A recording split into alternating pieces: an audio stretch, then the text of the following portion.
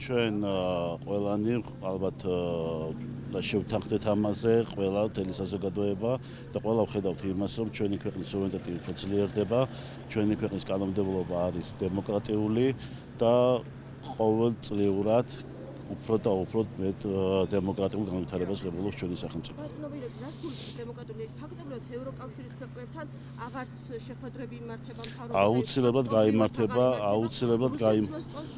აუცილებლად გაიმართება, ნუ წამოვეგებით, ნურც ერთი ქვეყნის, ნურც ერთი უცხო ქვეყნის და უცხო ძალების პროვოკაციებს, ინტრიგებს ჩვენ ვაშენოთ ჩვენი ქვეყანა.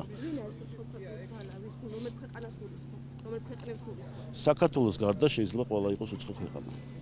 თქვენ ძალიან ხშირად საუბრობთ საზოგადოების სახელით, ხალხის სახელით, საქართველოს სახელითაც კი საუბრობთ ხოლმე და მე ვფიქრობ, რომ რაც უფრო მეტად იქნებით გამჭვირვალე, თქვენ უნდა იყოთ დაინტერესებული, რომ უფრო მეტად იყოთ გამჭვირვალეები თუ რა დაფინანსებას ღებულობთ, რაში იხარჯება ეს დაფინანსება, როგორ ხმარდება ეს დაფინანსება და ვის ხმარდება. მე მგონი თქვენსაც უკეთესი იქნება.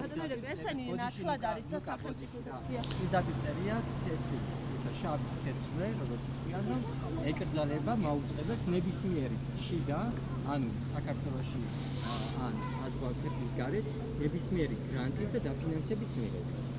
აი ზუსტად ესე წერია. ან ფაქტობრივად ჩვენ უნდა შევარჩიოთ მაუწყებლობა ყველა ტერიტორიაზე. არ შეაჩერებთ. ეგ იქნება თქვენს გადაწყვეტილებაზე შეაჩერებთ თუ არ შეაჩერებთ. თქვენ ამბობთ, რომ გამჭვირვალე უნდა იყოსო.